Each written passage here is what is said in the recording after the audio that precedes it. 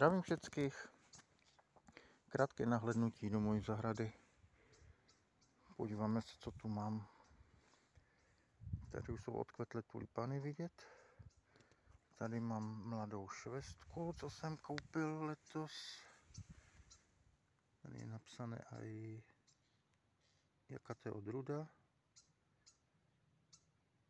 Změna sort. No, tu mám hrušku. Letos hrušky jsou. Pod hruškou kvetl medvědí česnek. Pak tu jsou kakosty. Geranium. Už odkvetly tulipány. Rybíz, smarodina. Tu mám menuňky, abrikosy.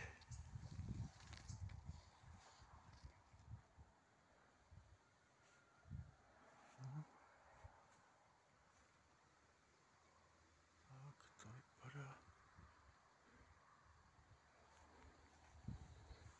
No, slíbil jsem, že se podíváme na moje keře zimolezu kamčatského. Takže se na ně kouknem. Tady je mydlice lékařská Saponaria officinalis.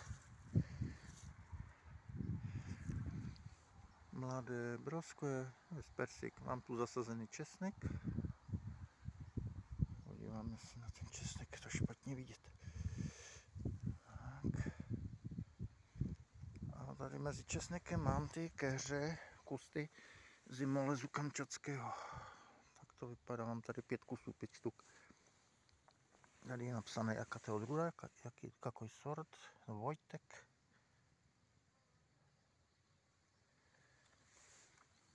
A mám ještě jednu odrůdu, jeden sort. A to je Sinoglaska.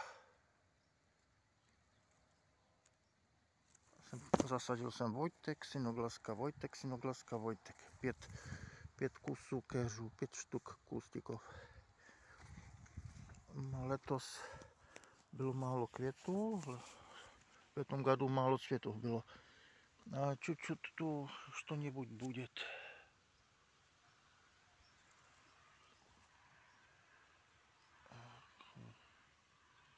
Какой урожай маленький, trochu urody.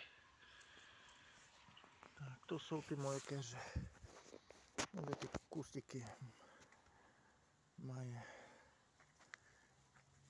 Tak to vypadá, tak je to vygladit.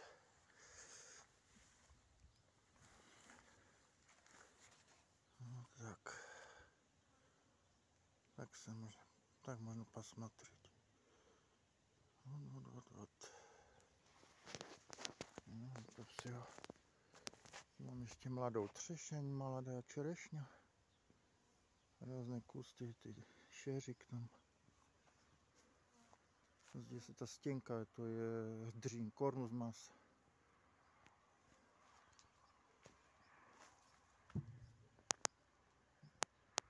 Irisky, narcisky.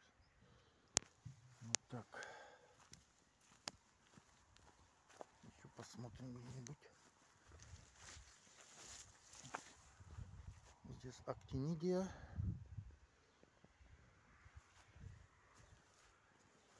Перед увы. Так, травник. У меня огородный домчик. Ну, загородный домик. Stěna stůj. Tak to vypadá okolo.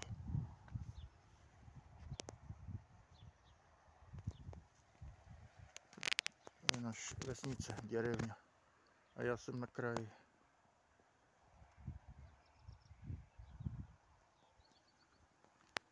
Vzadu je les, vodojemy.